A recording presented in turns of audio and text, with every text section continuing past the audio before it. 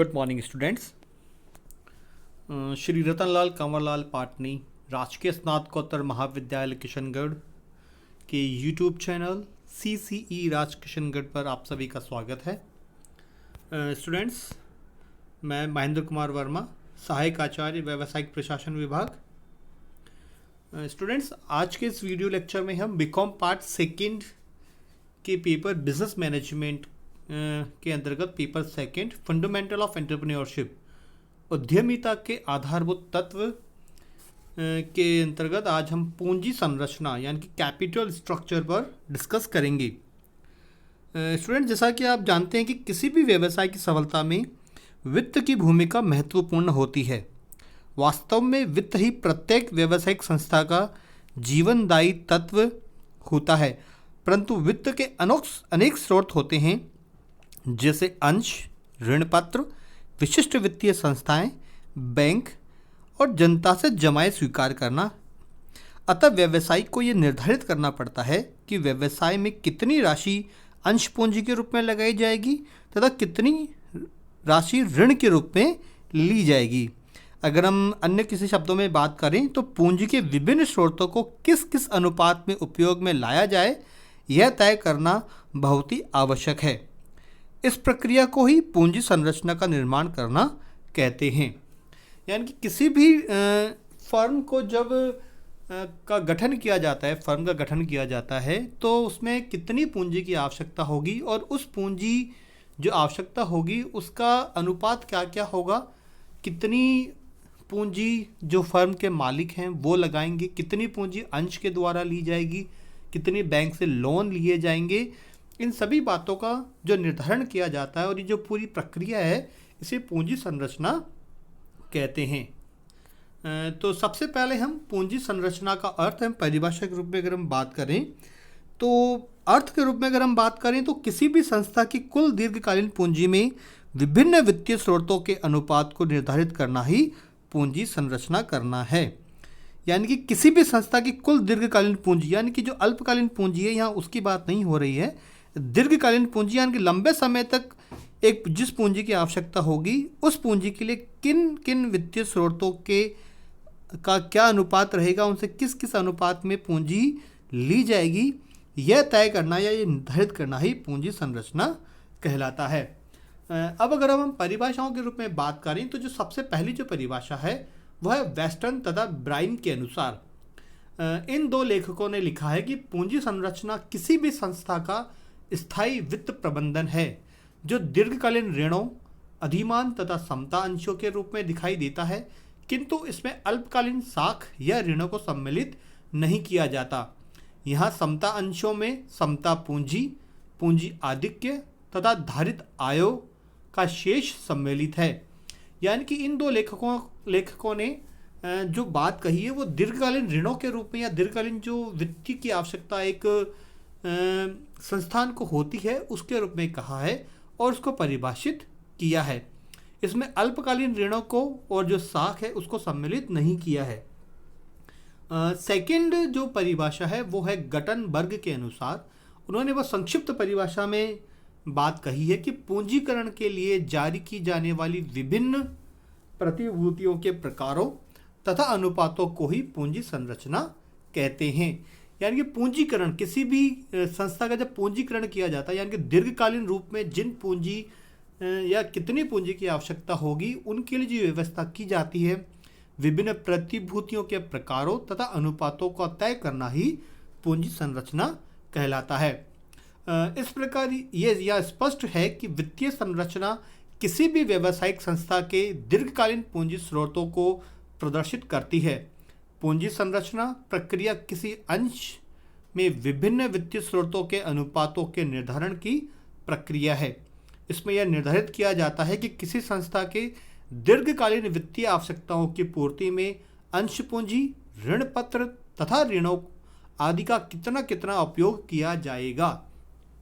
यानी कि एक संस्था को दीर्घकालीन वित्तीय आवश्यकताओं के लिए कितनी अंश पूंजी की आवश्यकता है, कितने ऋण पत्र और कितने ऋण बैंक से लिए जाएंगे या वित्तीय संस्थानों से लिए जाएंगे, इसका अनुपात पहले से ही तय किया जाना आवश्यक है और इस पूरी प्रक्रिया को ही पूंजी संरचना करना कहते हैं। अब अगर हम बात करें कि पूंजी संरचना को प्रभावित करने वाले तत्व कौन कौन से होते हैं, यानी कि एक संस्था में जब पूंजी संरचना की प्रक्रिया को अपनाया जाता है तो उसमें कौन कौन से तत्व सम्मिलित होते हैं। यहाँ पे जो उनको दो भागों में विभक्त करके हम अध्ययन करेंगे, जिसमें पहला है आंतरिक तत्व और दूसरा है बाहर, यानी कि बाहर के तत्व, यानी कि एक्सटर्नल फैक्टर।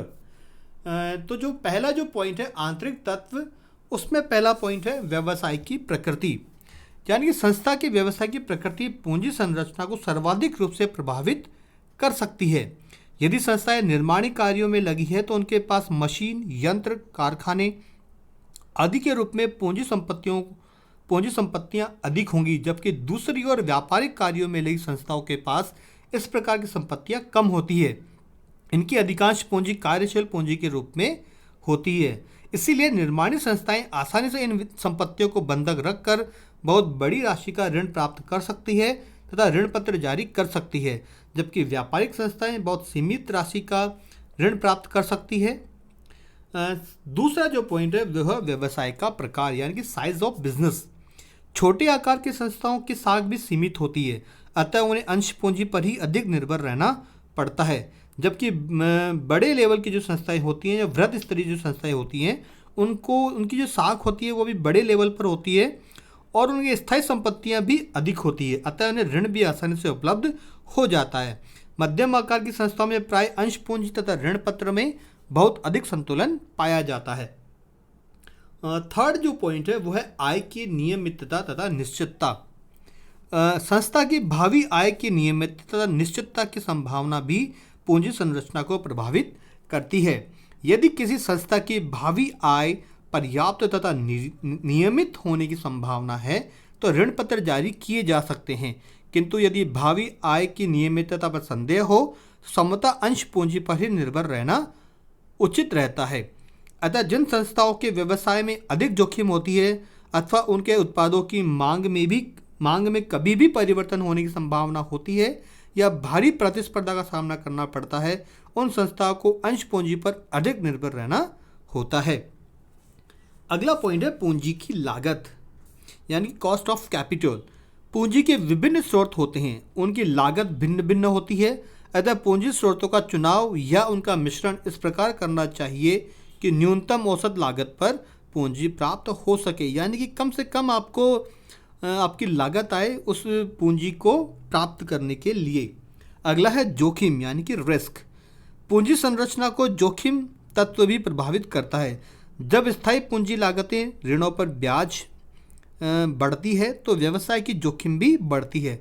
अतः अगर व्यवसाय अधिक जोखिम उठाने की स्थिति में न हो तो ऋण एवं पूंजी के अनुपात का पूर्ण संतुलन रखना चाहिए, किंतु अगर व्यवसाय की लाभदेयता अच्छी हो तो ऋणों की मात्रा भी बढ़ाई जा सकती है। नेक्स्ट पॉइंट है आंतरिक तत्व के अंतर्गत संस्था की संपत्ति का ढांचा, यानी कि property structure of the institution. संस्था की स्थायी संपत्तियां तथा चल संपत्तियों का अनुपात भी पूंजी संरचना को प्रभावित करता है। जिन संस्थाओं में स्थायी संपत्तियां अधिक होगी, ऋण आसानी से प्राप्त किए जा सकते हैं। चल संपत्तियों को बंधक रखना कठिन होता है, अतः ऋण की राशि बहुत कम उपलब्ध होती है। जिन संस्थाओं में चल संपत्तियां अधिक होती हैं उन्हें समता पूंजी पर अधिक निर्भर रहना पड़ता है, यानी कि उन्हें इक्विटी शेयर पर ही ज़्यादा निर्भर रहना होता है। अगला है संस्था की आयु, यानी कि एज ऑफ इंस्टीट्यूशन। कम आयु की संस्थाओं में जोखिम अधिक होती है तथा बाजार में उनकी ख्याति भी अपेक्षाकृत कम होती है, फलतः उन्हें ऋण प्राप्त करने में भी कठिनाई आती है, अतः इन्हें अंश पूंजी पर ही अधिक निर्भर रहना होता है। पुरानी ख्याति प्राप्त संस्थाएं ऋण पत्रों या ऋणों से धन प्राप्त कर सकती है। ये संस्थाएं ऋण का पूंजी से अधिक अनुपात आसानी से तय कर सकती है। अगला है व्यवसाय पर नियंत्रण की इच्छा, desire to control the business. व्यवसाय पर नियंत्रण बनाए रखने की इच्छा भी पूंजी संरचना को प्रभावित करती है। यदि संस्था के प्रबंधक अपना पूरा नियंत्रण बनाए रखना चाहते हैं तो वे अपने साधनों के अनुसार समता अंश पूंजी जारी कर सकते हैं। इससे अधिकांश समता अंश अपने नियंत्रण में रखकर संस्था पर नियंत्रण स्थापित कर लेंगे। शेष आवश्यक वित्त की पूर्ति पूर्वाधिकार अंशों तथा ऋण पत्रों का निर्गमन करके कर लेते हैं। अगला है भावी योजनाएं यानी कि फ्यूचर प्लान्स। संस्था की भावी विकास एवं विस्तार की योजनाएं भी पूंजी संरचना को प्रभावित करती हैं। यदि व्यवसाय के विस्तार या विकास की भावी योजनाएं हैं तो प्रारंभ में समता अंशों से ही पूंजी प्राप्त करनी चाहिए। बाद में विकास की आवश्यकताओं को देखते हुए पूर्वाधिकार अंश ऋण पत्र जारी किए जा सकते हैं। इससे व्यवसाय पर नियंत्रण भी रहेगा तथा सुविधा के अनुसार लाभांश तथा ब्याज का दायित्व भी बढ़ाया जा सकता है। अगला है प्रबंधकों की क्षमताएं, यानी कि अगर जितने प्रबंधकों की क्षमताएं भी पूंजी संरचना को प्रभावित किए बिना नहीं रहती। कुछ प्रबंधक अधिक जोखिम उठाने की क्षमता रखते हैं तो कुछ सामान्य जोखिमें उठाने तक ही सीमित रहते हैं। जब उनमें जोखिम उठाने की क्षमता अधिक होती है तो संस्था के विकास पर विस्तार के लिए ऋणों का दायित्व भी उठा लेते हैं। इसलिए प्रबंधक अगर उच्च क्षमता वाले होते हैं तो उन्हें वित्त का प्रबंध करने में ज़्यादा कठिनाई का सामना नहीं करना पड़ता। नेक्स्ट पॉइंट है कार्य की स्वतंत्रता, फ्रीडम ऑफ वर्किंग। जो व्यवसायी या प्रबंधक व्यवसाय के संचालन में पूर्ण स्वतंत्रता चाहते हैं वे कभी भी विस्तृत समता पूंजी में विश्वास नहीं करते। वे समता अंश पूंजी उतनी ही जारी करते हैं जितनी पूंजी से वे व्यवसाय पर अपना पूर्ण नियंत्रण कर सकते हैं। शेष वित्त की आवश्यकताओं की पूर्ति वे ऋणों या ऋण पत्रों या पूर्वाधिकार अंशों के माध्यम से ही करते हैं। अगला है परिचालन अनुपात। परिचालन व्यय या खर्चों का शुद्ध विक्रय की राशि से अनुपात भी पूंजी संरचना को प्रभावित करता है। इसकी गणना करने के लिए बेचे गए माल की लागत तथा उस पर किए गए परिचालन व्यय, श्रम एवं प्रशासनिक व्यय, विक्रय तथा वितरण व्यय के योग में शुद्ध विक्रय राशि का भाग देकर प्राप्त की जा सकती है। अगला है समता व्यापार की नीति यानी कि policy of trading on equity. समता पर व्यापार की नीति भी पूंजी संरचना को प्रभावित करती है। कुछ प्रबंधकों व्यवसायियों की यह नीति होती है कि वे व्यवसाय में अल्प समता पूंजी रखें तथा ऋणों की मात्रा बढ़ाकर अधिक लाभ कमाएं। चूँकि ऋणों पर एक स्थायी खर्च ही आता है, अतः वे यह सोचते हैं कि लाभों में से ब्याज के स्थायी खर्च को घटाकर से सभी लाभों के लिए वे स्वयं अधिकारी हो जाएंगे। इससे समता अंशों पर अधिक लाभ प्राप्त कर सकेंगे। अगला है दंती अनुपात की स्थिति यानी कि position of capital gearing ratio. कुल पूंजी में समता पूंजी तथा ऋण पूंजी के बीच के अनुपात को दंती अनुपात कहते हैं। यदि समता पूंजी कम और ऋण पूंजी अधिक है तो उच्च दंती अनुपात होता है। इसके विपरीत जब ऋण पूंजी समता अंश पूंजी से कम होती है तो निम्न दंती अनुपात होता है। सट्टे की प्रवृत्ति वाले व्यवसाय प्राय उच्च दंती अनुपात रखते हैं और इसके फलस्वरूप समता अंश पूंजी पर उनका अधिकार होता है। अंशों के मूल्यों पर नियंत्रण रखने में सफल हो जाते हैं और सट्टे से लाभ कमाते हैं। स्टूडेंट, दूसरा जो फैक्टर है बाह्य तत्व यानी कि एक्सटर्नल फैक्टर, उसमें पहला पॉइंट है पूंजी बाजार का वातावरण। पूंजी बाजार का वातावरण पूंजी संरचना को प्रभावित करता है। विकसित एवं तेजी के पूंजी बाजार में अंशों का विक्रय करना आसान होता है। ऐसे में अंशों का मूल्य भी काफ़ी ऊंचा रहता है, अतः अंशों का निर्गमन करना बहुत आसान होता है। परंतु मंदीकालीन में अंशों का विक्रय करना कठिन होता है। फलतः पूंजी के लिए ऋणों तथा ऋण पत्रों पर ही निर्भर रहना होता है।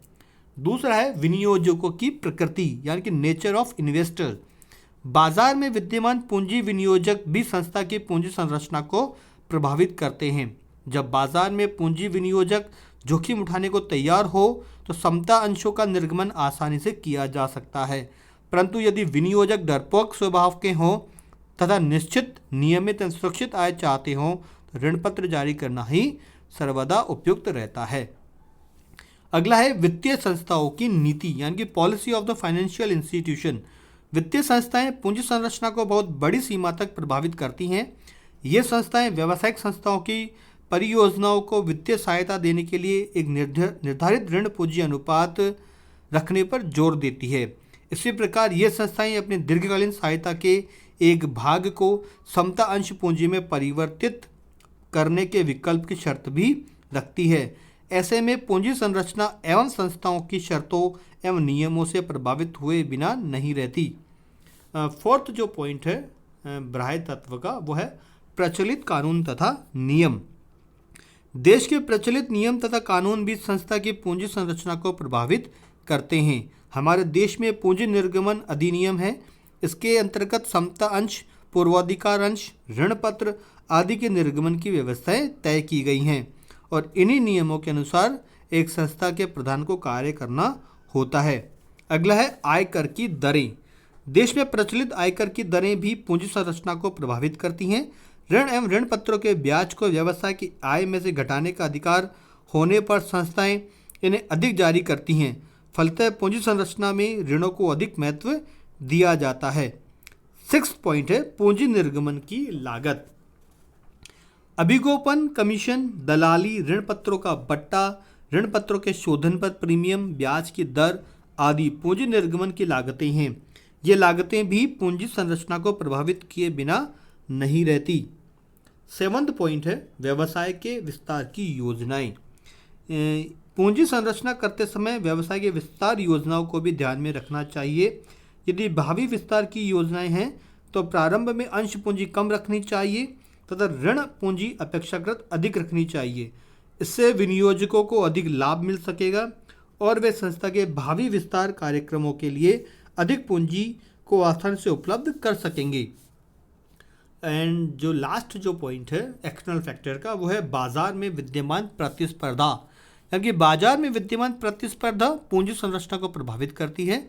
जिन संस्थाओं को प्रतिस्पर्धा का सामना करना पड़ता है उन्हें अंश पूंजी कठिनाई से प्राप्त होती है।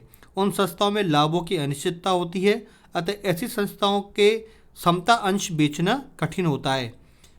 इसीलिए उन्हें ऋण पत्रों तथा ऋणों से ही अपनी वित्तीय आवश्यकता को पूरा करना होता है। परंतु सामान्य प्रतिस्पर्धा वाले उद्योग की संस्था को अंशों के निर्गमन से भी धन प्राप्त हो जाता है। तो स्टूडेंट्स, इस वीडियो लेक्चर में आपने देखा कि पूंजी संरचना की परिभाषाएं क्या होती हैं, अर्थ क्या होता है और पूंजी संरचना को कौन कौन से तत्व प्रभावित करते हैं। धन्यवाद।